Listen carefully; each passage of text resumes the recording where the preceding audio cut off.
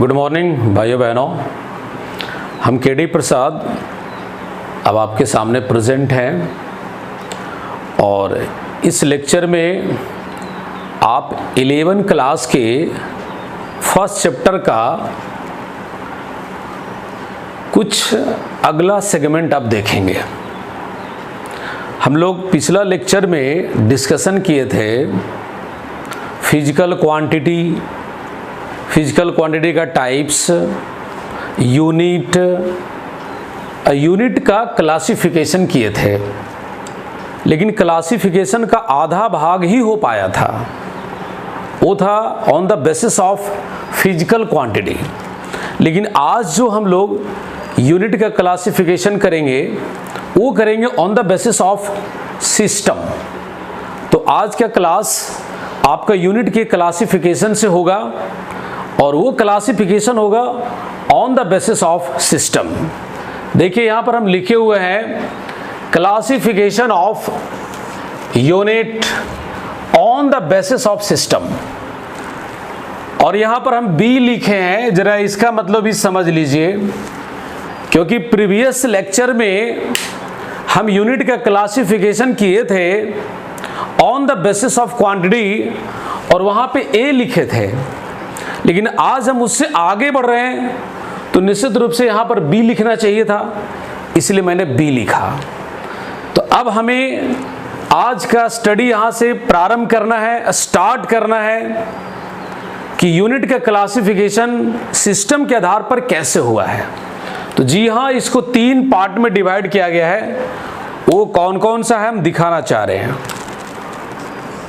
एक होता है MKS सिस्टम, दूसरा होता है CGS सिस्टम, और यहां पर हम लिख रहे हैं तीसरा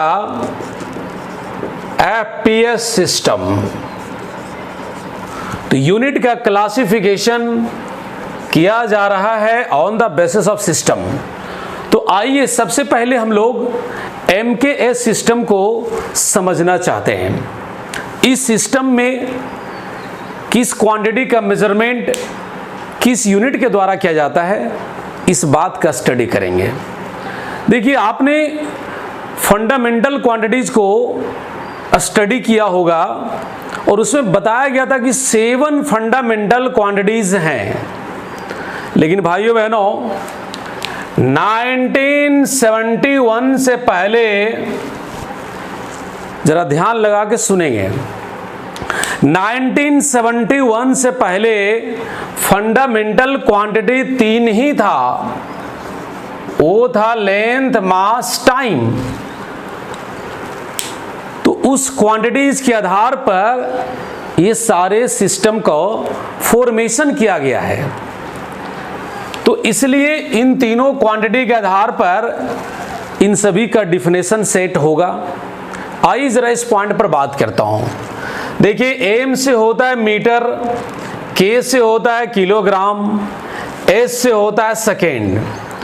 यानी इस सिस्टम में अगर हम लेंथ का मेजरमेंट करना चाहेंगे तो हम मीटर से करेंगे, और अगर मास का मेजरमेंट करना चाहेंगे तो हम केजी से करेंगे, और अगर टाइम का मेजरमेंट करना चाहेंगे तो सेकेंड से करेंगे। तो यानी क्वेश्चन ये हुआ कि MK सिस्टम क्या है। तो आप कहेंगे ऐसा सिस्टम जिस सिस्टम में हम लेंथ को मापते हैं मीटर से, मास को मापते हैं केजी से, और टाइम को मापते हैं सेकेंड से। जी हाँ, इस सिस्टम का नाम रखा जाता है MKS सिस्टम। इसको आप दूसरे वर्ड में ऐसे भी कह सकते हैं, that system in which length is measured by metre, mass is measured by KG and time is measured by second, that is called MKS system. भाइयों बहनों, अगर कहीं पर ऐसा लिखा हुआ है, एक एग्जांपल ले रहे हैं, केजी मीटर पर सेकेंड स्क्वायर, और अगर हम आपसे कहें कि बताओ जी ये जो यूनिट है ये किस सिस्टम का यूनिट है, तो आप देख रहे हैं यहां पर केजी है, मीटर है, सेकेंड है, तो निश्चित रूप से ये हमारा कौन सिस्टम को फॉलो करता है? आप कहेंगे एमके सिस्टम को फॉलो करता है। आपका जवाब सही हुआ। लेकिन अगर हम यहां पर ऐसे कर दे केजी सेंटीमीटर पर सेकेंड स्क्वायर, कहेंगे क्या यह जिस फिजिकल क्वांटिटी का यूनिट है क्या एमके सिस्टम में मेजरमेंट हुआ है? आप सोचेंगे केजी तो ठीक है जी, सेकेंड तो ठीक है, लेकिन सेंटीमीटर तो नहीं इसमें आता है। तो हम ये बताने की कोशिश कर रहे हैं कि यह हमारा एमके सिस्टम का यूनिट नहीं है।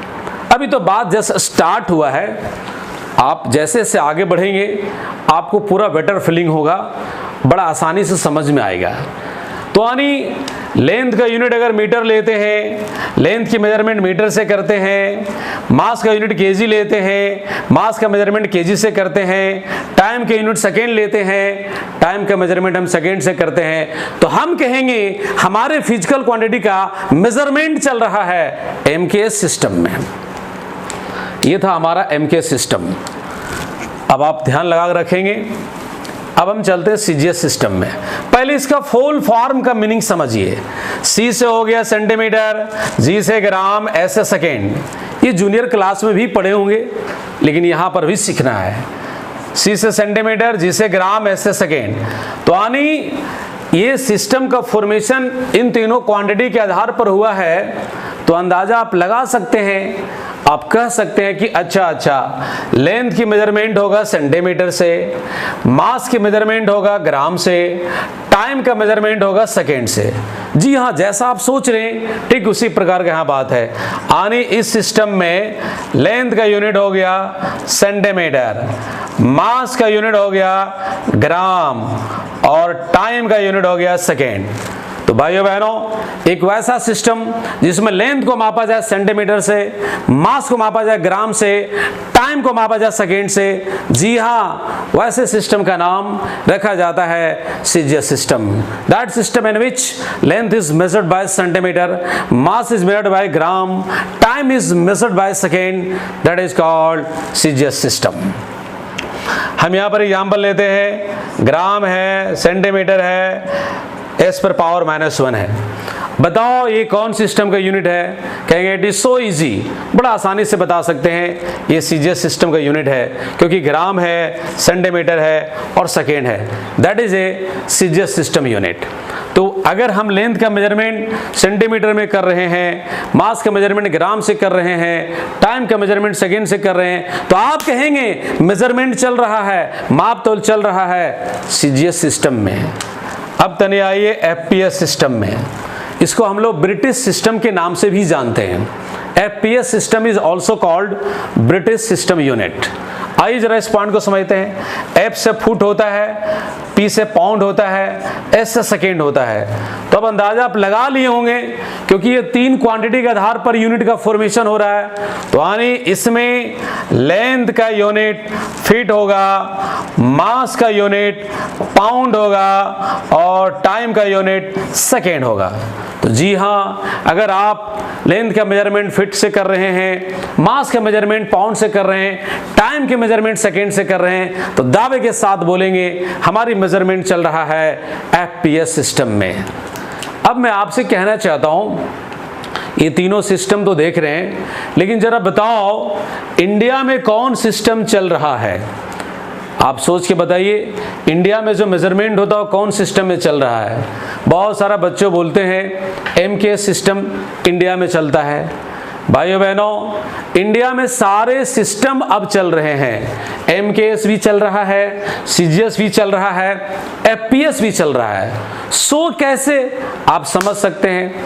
आइए जरा इस पर बात करते हैं, जहां आपका नजर टिका हुआ भी है। लेंथ को मीटर से मापते हैं। कपड़ा वगैरह आप खरीदते हैं दुकान में, कपड़े के दुकान में तो मीटर से मेजरमेंट करके देता है लोग, तो वहां पर आप कहते हैं मीटर का मेजरमेंट होगा।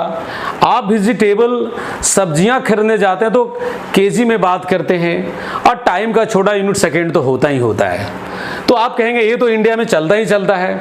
इसमें भी जरा आइए, जब ज्योमेट्री की बात आती है और स्मॉल डिस्टेंस या सेपरेशन की मेजरमेंट करने की बात आती है तो वहां पर हम सेंटीमीटर में मेजरमेंट करते हैं। और अगर बहुत ही कॉस्टली ऑब्जेक्ट की बात करें, जैसे डायमंड हो गया, आपका गोल्ड हो गया, वैसे ऑब्जेक्ट का मेजरमेंट हम लोग ग्राम में करते हैं।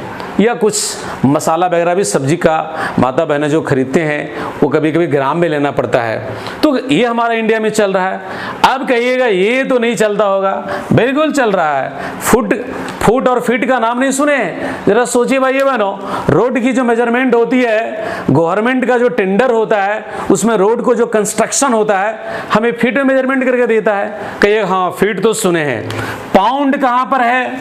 अरे भाइयों बहनों, जब आप बर्थडे पार्टी मनाने जाते हैं तो क्या दुकान पर जाकर कहीं बोलते हैं कि भैया अंकल मुझे 5 केजी का केक दीजिए? बिल्कुल नहीं। आप बोलते हैं 5 पाउंड का केक चाहिए अंकल, तो वहां पाउंड वर्ड का यूज करते हैं। हम बताएंगे 1 पाउंड का वैल्यू क्या होता है। और टाइम का यूनिट तो हर जगह सेकेंड है। तीनों में कॉमन क्या देख रहे हैं? टाइम का यूनिट सेकेंड है। जी हाँ, सेकेंड तीनों में कॉमन है। अब जरा आपको कुछ कन्वर्सन बताता हूं। जैसे पहले पाउंड से आपको दिक्कत हो रहा होगा, तो 1 पाउंड का वैल्यू होता है 453.6 ग्राम। 1 पाउंड का मतलब होता है 453.6 ग्राम। अब जरा सोचिए ये हाफ केजी से ज्यादा या कम है, तो आपको पता है हाफ केजी होता है 500 ग्राम में, लेकिन 500 हुआ ही नहीं है। तो समझ जाओ अगर 2 pound, 4 pound, 5 pound, 6 pound, 8 pound का केक लेते हो तो केजी में कितना होगा, यहां से अंदाजा आप लगा सकते हैं, क्योंकि 1 पाउंड का वैल्यू होता है 453.6 ग्राम। तो कन्वर्सन में काम आएगा। अब जरा जानिए 1 यार्ड का वैल्यू कितना होता है? ये होता है 3 फीट। कपड़ा का जो मेजरमेंट आप करते हैं तो 1 यार्ड का वैल्यू 3 फीट होता है। जनरली कपड़े की दुकान में हम लोग का गज से कपड़ा माप के दिया जाता है, तो वहां पर ये यूनिट चलता है। अब रहा सवाल कि अगर यार्ड में रहेगा तो इसको फीट में कन्वर्ट कर देंगे। लेकिन एक बात और जानिए, 1 मीटर का जो वैल्यू होता है वो होता है 3.3 फीट। अब अंदाजा आप लगा लीजिए, यहां पर 1 यार्ड इक्वल टू 3 फीट है और 1 मीटर इक्वल टू 3.3 फीट है। तो आप कह सकते हैं दोनों लगभग इक्वल है। जी हाँ, लगभग इक्वल है, एग्जैक्टली इक्वल नहीं है। इस बात को ध्यान रखेंगे। बहुत बच्चा कंफ्यूज हो जाता है कि 1 यार्ड इक्वल टू 1 मीटर होता है। कपड़े दुकान में जाता है तो वो गज से जो दुकानदार कपड़ा माप के देता है वो 1 मीटर नहीं होता है, क्योंकि 1 मीटर के वैल्यू 3.3 है, जबकि 1 यार्ड का वैल्यू 3 फीट है। That is 1 metre is slightly greater than 1 yard. तो ये ध्यान रखेंगे। तो लीजिए, ये था आपका classification of unit on the basis of system. इसको हम लोग 3 भागों में डिवाइड किए। एक है MKS, दूसरा है CGS और तीसरा है FES। तो हम समझते हैं आप लोग ये सिंपल टॉपिक बड़ा आसानी से समझ रहे होंगे। अब यहाँ से हम आगे बढ़ते हैं। तो देखिए, अब आपके सामने अगला टॉपिक है SI यूनिट। SI यूनिट क्या होता है पहले ये समझ लीजिए। बड़ी इंपॉर्टेंट टर्म है। हमेशा आपको जब भी आप किसी क्वांटिटीज का स्टडी करेंगे, जब भी किसी क्वेश्चन का स्टडी करेंगे, तो वहाँ पर हमेशा SI यूनिट लिखना पड़ेगा। आप 11 से स्टार्ट करके अपनी लाइफ को जहाँ भी साइंस में ले जाएंगे, हमेशा SI यूनिट की रिक्वायरमेंट होगा। हर क्वांटिटीज का SI यूनिट लिखने की जरूरत पड़ता है। लेकिन हम SI यूनिट की बात करें उससे पहले ये जान ले SI यूनिट का फॉर्मेशन कब हुआ, SI यूनिट होता क्या है, SI यूनिट के अंदर में कौन कौन सी क्वांटिटीज और कौन कौन से यूनिट आता है। सबसे पहले इस पॉइंट का चर्चा करना चाहता हूं। पहले इसका फुल फॉर्म समझिए। SI यूनिट का मतलब होता है system of international unit. Word को जरा ध्यान सुनेंगे, सिस्टम ऑफ इंटरनेशनल यूनिट। भाइयों बहनों, एक टर्म होता है नेशनल, एक होता है इंटरनेशनल। मैं क्या बोल रहा हूं, सिस्टम ऑफ इंटरनेशनल यूनिट। दरअसल एक वैसा यूनिट जिसको पूरा वर्ल्ड एक्सेप्ट करे उसको हम लोग इंटरनेशनल कहते हैं, और एक वैसा यूनिट जिसको केवल एक नेशन एक्सेप्ट करे, जिसको केवल एक देश मान के चले, तो वो यूनिट उस देश के लिए होगा नेशनल यूनिट। लेकिन मैं नेशनल नहीं बोल रहा हूं, मैं क्या बोल रहा हूं? International unit. दरअसल 1971 में पूरे वर्ल्ड के वैज्ञानिकों का मीटिंग हुआ। अब मीटिंग के पीछे मकसद क्या था? 1971 से पहले सारे देशों की अपनी अपनी मेजरमेंट स्केल था, अपनी अपनी मेजरमेंट का प्रोसेस था। कोई कंट्री गैलन में मेजरमेंट कर रहा है, तो कोई कंट्री केजी मेजरमेंट कर रहा है। केजी वाला सामान को अगर किसी दूसरे कंट्री में भेज रहा है तो वहां केजी को समझ ही नहीं पा रहा, वहां गैलन समझता है, वहां पाउंड समझता है। पाउंड में जहां मेजरमेंट हो रहा है वो देश अगर अपना मटेरियल को दूसरे देश में ट्रांसफर करता है तो पाउंड समझ ही नहीं पा रहा है, वहां केजी समझता है। हर देशों के पास मेजरमेंट की अपनी अपनी स्केल थी, और एक देश की स्केल का दूसरे देश में समझ नहीं था। तो वैज्ञानिकों के बीच में बहुत बड़ी क्वेश्चन अराइज हुआ कि आखिर हम एक दूसरे को कैसे समझेंगे। तो पूरे वर्ल्ड की वैज्ञानिक एक मीटिंग बिठाया 1971 में, जिसका नेतृत्व गी रोगी साहब ने किया है। गी रोगी, रोगी किसी पेशेंट का नाम नहीं है, उनके टाइटल है। तो 1971 में पूरे वर्ल्ड के साइंटिस्ट मीटिंग करने के बाद डिसीजन लिया कि 7 यूनिट को हम फंडामेंटल यूनिट मानेंगे जो पूरा वर्ल्ड एक्सेप्ट करेगा, और 2 यूनिट उसका रहेगा हेल्पिंग यूनिट, जिसको हम लोग सप्लीमेंट्री यूनिट के नाम से जानते हैं। और ये जब सिस्टम लॉन्च किया गया, ये बात जब रखा गया तो पूरा वर्ल्ड इसको एक्सेप्ट किया। अब बोला इसका ऐसा नाम रखो जिससे पूरा वर्ल्ड का रिप्रेजेंटेशन हो, तो नाम रखा गया सिस्टम ऑफ इंटरनेशनल यूनिट। तो प्यारे भाइयों बहनों, इस यूनिट में, एसआई यूनिट में 7 फंडामेंटल यूनिट पाया जाता है, और 2 सप्लीमेंट्री यूनिट होता है, 2 हेल्पिंग यूनिट होता है, 2 एक्जुलरी यूनिट होता है। तो वो 7 कौन कौन है आप समझ सकते हैं, क्योंकि प्रीवियस लेक्चर में भी इस बात का चर्चा हुआ था। वो क्या है देख लीजिए, इधर हमने लिखा है फंडामेंटल क्वांटिटीज, इधर लिखा है एसआई यूनिट।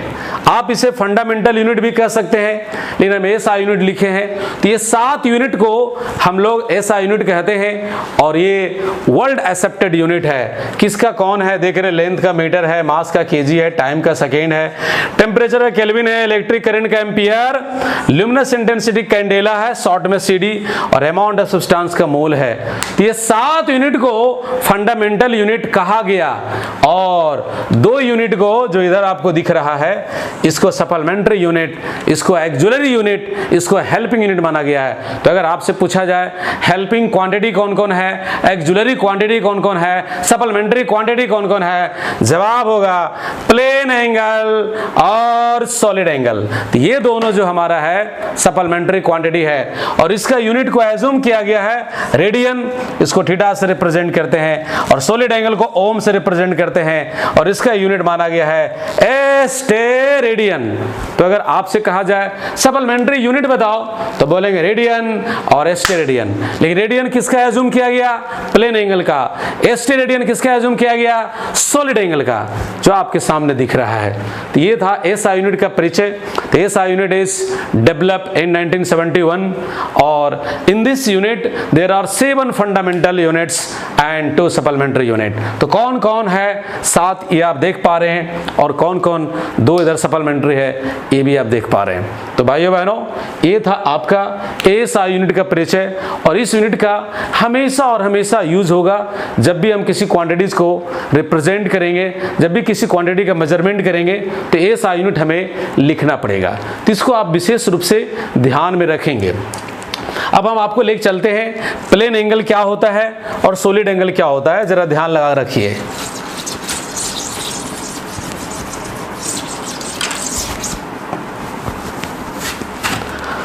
तो आइए सबसे पहले प्लेन एंगल की चर्चा करता हूं। प्लेन एंगल, आप इसे एंगल कहो या प्लेन एंगल कहो, एक ही बात है। आप इसको जानते हैं, लेकिन यहाँ परिचय एक बार होना चाहिए। लीजिए हम एक सर्कल का फॉर्मेशन करते हैं। ये इसका सेंटर रहा, इसका हम आर्क कटिंग कर लेते हैं और इन दोनों को मिला देते हैं। ये दोनों जब सेंटर पर आके मिलता है तो एंगल का फॉर्मेशन होता है, जिस एंगल का नाम हम लोग प्लेन एंगल रखते हैं। ये आर्क का अपना कुछ वैल्यू होगा, चलो इसको L बोल देता हूँ, रेडियस R है।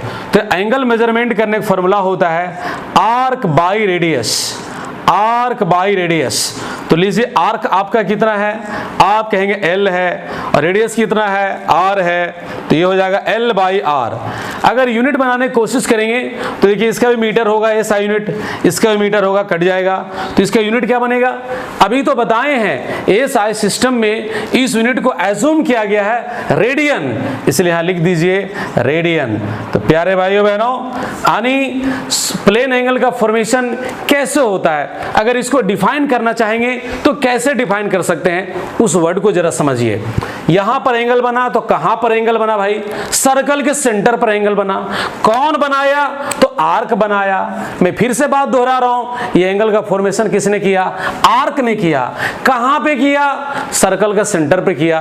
तो आप इसको एज ए डिफिनेशन सजा सकते हैं, angle made by the arc at the centre of the circular path is called plane angle. यानी आर्क के द्वारा सेंटर पर जो एंगल बनता है that is called plane angle.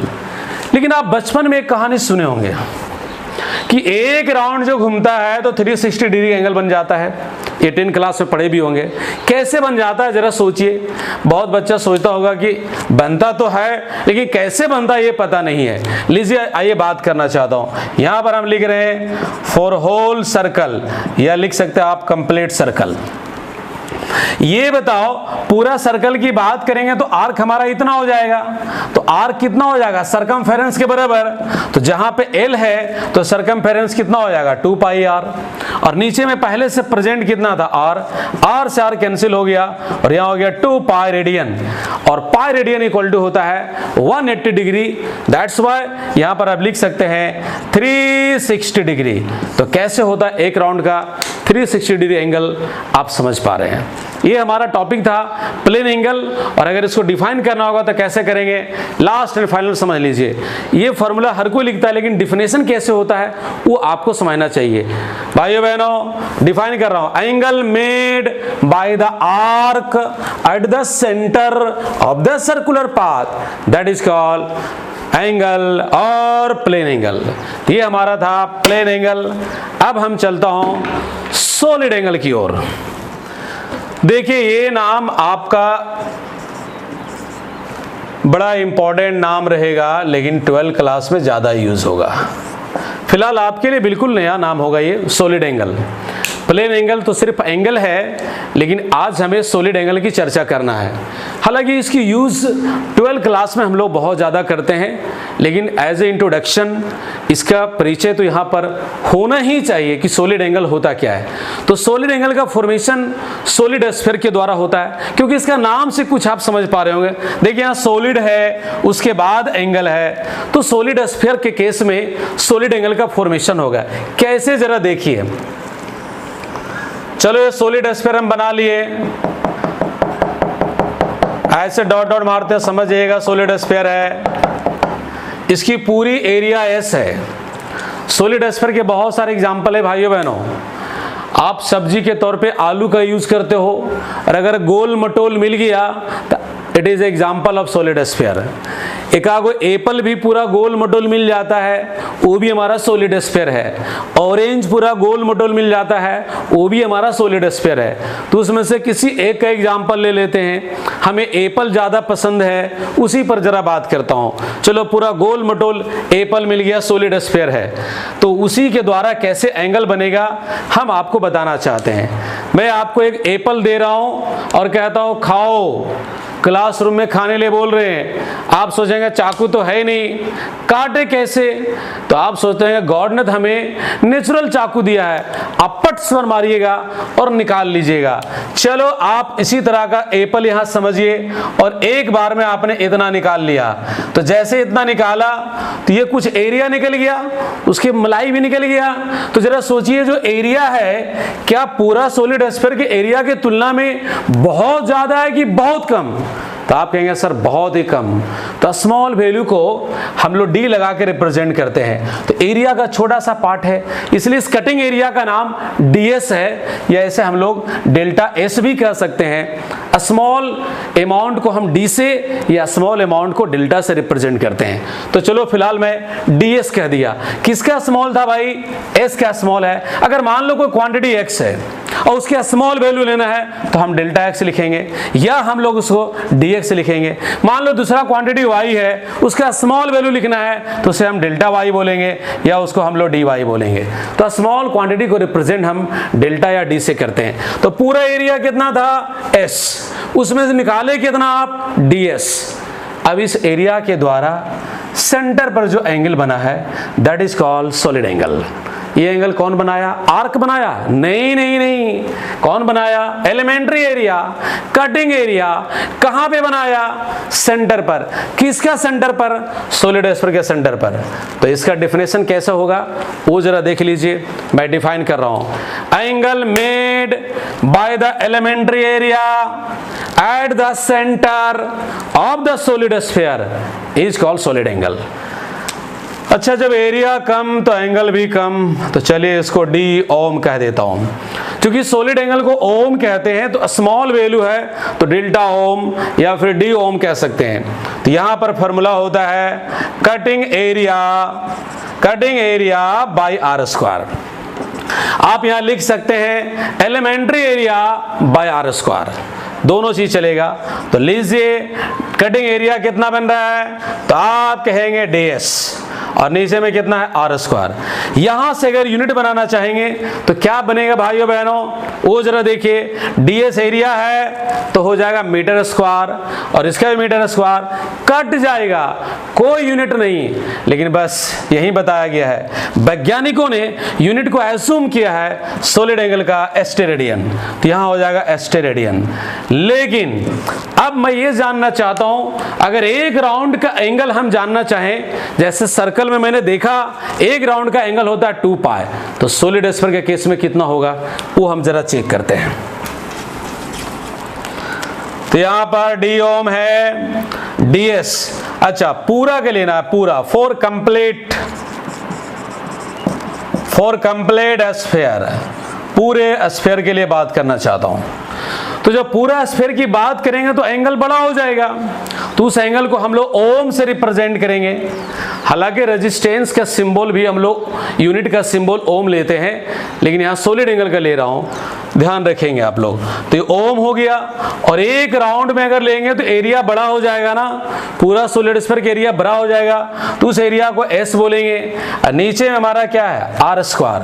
तो यहां पर एस मतलब एरिया, सॉलिड स्फीयर का एरिया जानते हैं 4 पाई आर स्क्वायर, यहां भी आर स्क्वायर कट गया। लीजिए कितना आया? 4 पाई एस्टेरेडियन। फिर पाई को डिग्री में कन्वर्ट कर दीजिए, तो ये हो जाएगा आपका 4 × 180 डिग्री यानी 720 डिग्री। तो भाइयों बहनों, ये था solid angle. Last and final जरा समझ लीजिए, थोड़ा सा प्लेन एंगल के कंपैरिजन में कॉम्प्लिकेटेड है। किसे कहते हैं solid angle? Angle made by the elementary area at the center of the solid sphere is called solid angle, that is d ohm equal to cutting area by r square और d ohm equal to ds by r square।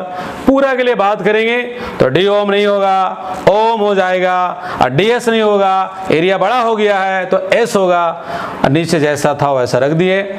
s का value कितना डाल दिए? 4 पाई r square से r square cut गया, ओम equal to कितना हो गया? 4 पाई एस्टेरेडियन। ये था आपका सॉलिड एंगल। अब इसी से कनेक्टेड टॉपिक को हम आगे बढ़ाते हैं। देखिए, अब आपके सामने 3 इंपॉर्टेंट टर्म्स है। इस चैप्टर का सबसे इंपॉर्टेंट टॉपिक आपके सामने आ गया है। वो टॉपिक आपके स्क्रीन पर डिस्प्ले हो रहा है भाइयों बहनों, ये सबसे इंपॉर्टेंट है। आप 11 क्लास में जरूर पढ़ रहे हो, लेकिन इसका यूज 12 क्लास में भी है।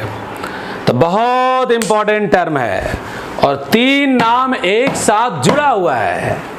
पहला है डायमेंशन, दूसरा है डायमेंशनल फॉर्मूला और तीसरा है डायमेंशनल इक्वेशन। ये 3 टर्म अगर आप ढंग से समझ गए, 3 टर्म अगर आप कैप्चर कर लिए, तो समझ जाइए इस चैप्टर का बोन आप रेडी कर दिए हैं। भाइयों बहनों, इन तीनों टर्म का डिफिनेशन आपके स्कूल एग्जाम में बहुत इंपॉर्टेंट रखता है, बार बार पूछता है। आइए हम समझना चाहते हैं, तो हम समझेंगे 3 term, dimension, dimensional formula, dimensional equation. लेकिन इन तीनों टर्म को समझने से पहले जरा एक सिंपल मीनिंग निकालना चाहता हूं। आप मैट्रिक क्लास में पढ़े हैं, एक टर्म है एक्सप्रेशन, इसका यूज होगा इसलिए चर्चा करता हूं। दूसरा इक्वेशन। बच्चों आप लोगों को पता होगा एक्सप्रेशन और इक्वेशन में डिफरेंस होता है। सोचिए जरा, आप माइंड लगाइए, डिफरेंस होता है या नहीं होता है। हम कुछ एग्जाम्पल देते हैं। जैसे यहां पर मैंने लिखा 3x² + 4y, x y के टर्म में है और कुछ भी नहीं है। और यहां पर यही चीज लिख रहा हूं 3x² + 4y = 0। और एक एग्जाम्पल लेता हूं ax² + bx + c। और एक एग्जाम्पल और ले रहा हूं ax² + bx + c = 8। ऐसा कुछ कर देता हूं। हम आपसे कहेंगे बताओ इसमें कौन है एक्सप्रेशन और कौन है इक्वेशन। तो इसकी पहचान अब आप लगभग समझ चुके होंगे।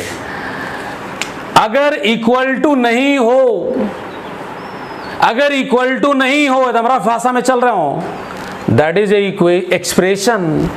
और अगर इक्वल टू का साइन हो और दोनों तरफ टर्म हो, दैट इज कॉल्ड क्या, इक्वेशन। तो बोलो बच्चों ये क्या है, आप कहेंगे इक्वेशन। ये क्या है, एक्सप्रेशन। ये क्या है, इक्वेशन। तो ये था आपका एक simple term, expression and equation. आप कहेंगे सर टॉपिक कुछ और लिखें, बात क्यों घुमा दिए। भाइयों बहनों, इन तीनों के डिफिनेशन में ये दोनों यूज होने वाला है, इसलिए पहले मैं प्रैक्टिस करा दिया। एक्सप्रेशन मतलब इक्वल टू नहीं रहेगा, इक्वेशन मतलब इक्वल टू रहेगा, दोनों साइड समथिंग गिवन रहेगा। अब आपको टर्म समझाने जा रहे हैं, ध्यान लगाइएगा। मैं बार बार कह रहा हूं ये तीनों टर्म बहुत इंपॉर्टेंट है। पहले डायमेंशन पर आइए। Dimension refer to the power. Dimension का सीधा मतलब होता है पावर। पावर मीन्स किसकी पावर। यहां पर पावर होगा फंडामेंटल यूनिट का पावर। मैं फिर से कह रहा हूं, dimension refer to the power. किसकी पावर, फंडामेंटल यूनिट का पावर। अब पावर पॉजिटिव भी होता है, पावर नेगेटिव भी होता है, पावर फ्रैक्शन में भी होता है, कहीं कहीं पावर 0 भी हो सकता है। क्या है डायमेंशन, बड़ी इंपॉर्टेंट टर्म है भाइयों बहनों, ध्यान लगा रखेंगे। Power, dimension refer to the power, लेकिन क्या है पावर। पावर पॉजिटिव भी होता है, नेगेटिव भी होता है, 0 भी होता है। किसकी पावर, फंडामेंटल यूनिट का पावर। ये पावर कैसे बनता है, एक एग्जांपल ले रहा हूं। देखिए वेलोसिटी इक्वल टू होता है डिस्प्लेसमेंट बाय टाइम। ब्लैक से लिख रहे हैं, तो वेलोसिटी डिस्प्लेसमेंट का यूनिट मीटर, टाइम का सेकेंड, मीटर पर सेकेंड। हम आपसे पूछ रहा हूं एम का कितना पावर है, आप कहेंगे 1। एस का कितना पावर है, आप कहेंगे -1। ये पावर किसके ऊपर है, फंडामेंटल यूनिट के ऊपर। और ये जो पावर होगा, इस पावर का नाम क्या रखेंगे, डायमेंशन। देखते रहिएगा। हम एक और एग्जांपल ले रहे हैं, केजी मीटर पर सेकेंड स्क्वायर। केजी के ऊपर पावर बोलो 1, मीटर के ऊपर पावर बोलो 1, सेकंड ऊपर पावर बोलो -2। ये पावर हमारा कहलाता है क्या? डायमेंशन। लेकिन पावर क्यों डेवलप हो रहा है, जरा गौर करो। वेलोसिटी है ड्राइव्ड क्वांटिटी, वेलोसिटी है ड्राइव्ड क्वांटिटी, और ये ड्राइव्ड क्वांटिटी का यूनिट हम निकालने गए तो हमें मिल गया मीटर पर सेकेंड। लेकिन किसके मदद से? फंडामेंटल यूनिट के मदद से। तो मैं कहना चाहता हूं, अगर आप किसी ड्राइव्ड क्वांटिटी का, गौर से सुनेंगे, किसी भी ड्राइव्ड क्वांटिटी का यूनिट अगर प्राप्त करना चाहते हैं, ऑब्टेंड करना चाहते हैं, तो फंडामेंटल यूनिट को कुछ पावर से बढ़ाना पड़ता है। आइदर पॉजिटिव होगा और नेगेटिव होगा। जितना पावर से आप बढ़ाएंगे, that power is called dimension. Definition जरा समझिएगा फिर से, टेढ़ा डिफिनेशन है, माइंड लगाइएगा। किसी भी ड्राइव्ड क्वांटिटी का यूनिट फाइंड आउट करने के लिए फंडामेंटल यूनिट को जितने पावर से बढ़ाया जाता है, रेज किया जाता है, उस पावर का नाम, चाहे पावर प्लस में हो, चाहे माइनस में हो, चाहे जीरो हो, चाहे फ्रैक्शन हो, that power is called dimension. आप इस टर्म को पूरी तरह तब समझिएगा जब हम यहां पर आएंगे। आप बना रखिए माइंड को। सबसे पहले डायमेंशनल फॉर्मूला, हम कहते हैं कहीं पर ऐसा लिखा हुआ है, हम कहते हैं इसका डायमेंशनल फॉर्मूला बना दो। तो 3 चीज माइंड में रखो, बाकी सारे चीज समझ में आ जाएगा। एक हमारा नारा भी है, 3 चीज रटना है, बाकी फिजिक्स अपना है। क्या क्या भाई? जहां देखेंगे केजी वहां लगाएंगे कैपिटल एम, जहां देखेंगे मीटर वहां लगाएंगे कैपिटल एल, जहां देखेंगे सेकेंड वहां लगाएंगे कैपिटल टी। ये 3 आपको माइंड में रखना है। ऐसा क्यों? उसका भी रीजन है। मास का फर्स्ट लेटर m है, उसका यूनिट केजी है। लेंथ का फर्स्ट लेटर l होता है, लेंथ का स्पेलिंग जानते हो, इसलिए उसका यूनिट मीटर है। टाइम का फर्स्ट लेटर t है और उसका यूनिट सेकेंड है, इसलिए केजी के लिए कैपिटल M, मीटर के लिए कैपिटल L, सेकेंड के लिए कैपिटल T। तो हम आपसे कहते हैं कि इसका जरा डायमेंशनल फॉर्मूला बनाओ, तो कहेंगे इसके अनुसार तो सेट कर देंगे, केजी के लिए कैपिटल M, मीटर के लिए कैपिटल L, सेकेंड के लिए कैपिटल T, पावर -2। फिजिक्स में एक परंपरा है, कन्वेंशन है, बिग ब्रैकेट से क्लोज कर दो। ये बन गया किसी फिजिकल क्वांटिटी का डायमेंशनल फॉर्मूला। भाइयों बहनों, मैं कहना चाहता हूं ये एक्सप्रेशन है या इक्वेशन है? आप कहेंगे नहीं सर, ये तो एक्सप्रेशन है। ठीक है, एक और एग्जांपल लीजिए, डेफिनेशन रेडी कर रहा हूं। चलो, किसी का यूनिट ऐसा है, इसका डायमेंशनल फॉर्मूला बनाओ, एकदम इस पर सेट करो। केजी के लिए कैपिटल M, मीटर के लिए कैपिटल L, -1 पावर है, सेकंड के लिए कैपिटल D, -2। ये भी बन गया किसी फिजिकल क्वांटिटी का डायमेंशनल फॉर्मूला। अब कहेंगे ये क्या है? एक्सप्रेशन है कि इक्वेशन है? आप कहेंगे एक्सप्रेशन है। लेकिन जरा सोचो, इस एक्सप्रेशन में क्या क्या है, क्या क्या सूचना देता है? कहिएगा इस एक्सप्रेशन में तो सब फंडामेंटल क्वांटिटी है। मास है 1 पावर के साथ, लेंथ है 1 पावर के साथ, टाइम है -2 पावर के साथ। इसमें आ जाओ, मास है 1 पावर के साथ, लेंथ है -1 पावर के साथ, टाइम है -2 पावर के साथ। तो मैं कहना चाहता हूं ये हमें क्या इंफॉर्मेशन दे रहा है, और ये क्या है? यह एक कंपाउंड एक्सप्रेशन है, यह एक कंपाउंड एक्सप्रेशन है जो हमें देता है इंफॉर्मेशन कि कौन कौन से फंडामेंटल क्वांटिटी इन्वॉल्व है और कितना पावर के साथ इन्वॉल्व है। गौर से सुनो, क्या इसमें कोई ड्राइव्ड क्वांटिटी है? कहेंगे नहीं, ये सारे फंडामेंटल यूनिट है, सारे फंडामेंटल क्वांटिटी है और उसके पावर है। तो मैं कहना चाहता हूं ये क्या है? कहेंगे कंपाउंड एक्सप्रेशन है, क्योंकि एक से ज्यादा इसमें क्वांटिटीज इन्वॉल्व है। ये कंपाउंड एक्सप्रेशन है। ये भी क्या है? कंपाउंड एक्सप्रेशन है जो हमें देता है इंफॉर्मेशन, कौन कौन फंडामेंटल क्वांटिटी शामिल है और कितना पावर के साथ शामिल है। भाइयों बहनों, उसका नाम रखा जाता जाता है डायमेंशनल फार्मूला। तो जरा समझिए टॉपिक का जवाब, that compound expression which gives information about which fundamental quantity are involve and with what power. कौन कौन से फंडामेंटल क्वांटिटी इन्वॉल्व है और कितने पावर के साथ है, वैसे कंपाउंड एक्सप्रेशन का नाम रखा जाता है क्या, डायमेंशनल फार्मूला। तो बच्चों जरा ध्यान से सुनेंगे, डायमेंशनल फार्मूला क्या है, कंपाउंड एक्सप्रेशन है जो हमें क्या इंफॉर्मेशन देता है, कौन कौन से फंडामेंटल क्वांटिटी इन्वॉल्व है और कितना पावर के साथ है, इसी का नाम होता है डायमेंशनल फार्मूला। जरा बताना चाहता हूं ये डायमेंशनल फार्मूला फोर्स का है। आगे आपको डायमेंशनल फार्मूला का चार्ट बताएंगे तो आप देख लेंगे। ये फोर्स का है, फोर्स का सिंबल एफ ले लिए, अब इक्वल टू कर दिए। हम आपसे पूछना चाहते हैं बताओ अब ये पूरा इक्वेशन है या एक्सप्रेशन है, कहेंगे नहीं सर यह इक्वेशन है। प्यारे भाइयों बहनों, इस इक्वेशन का नाम हो गया डायमेंशनल इक्वेशन। कैसे डिफिनेशन देंगे, गौर करो। P equal to M L T पर पावर -1, ये डायमेंशनल फार्मूला हो गया मोमेंटम का। अच्छा डायमेंशनल फार्मूला मोमेंटम का हो गया, उसके सिंबल से हम इक्वेट कर दिए।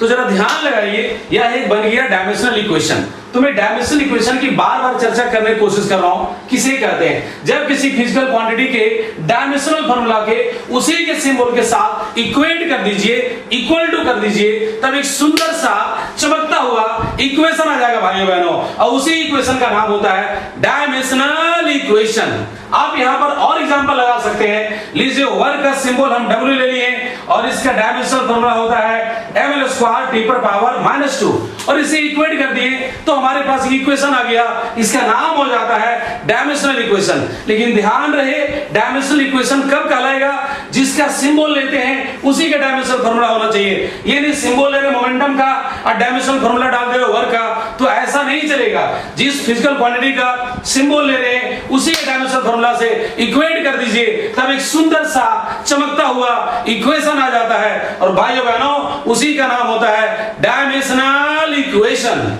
तो डायमेंशनल इक्वेशन का डेफिनेशन एक बार फिर से रिपीट कर दे रहे हैं, जरा गौर से सुनेंगे।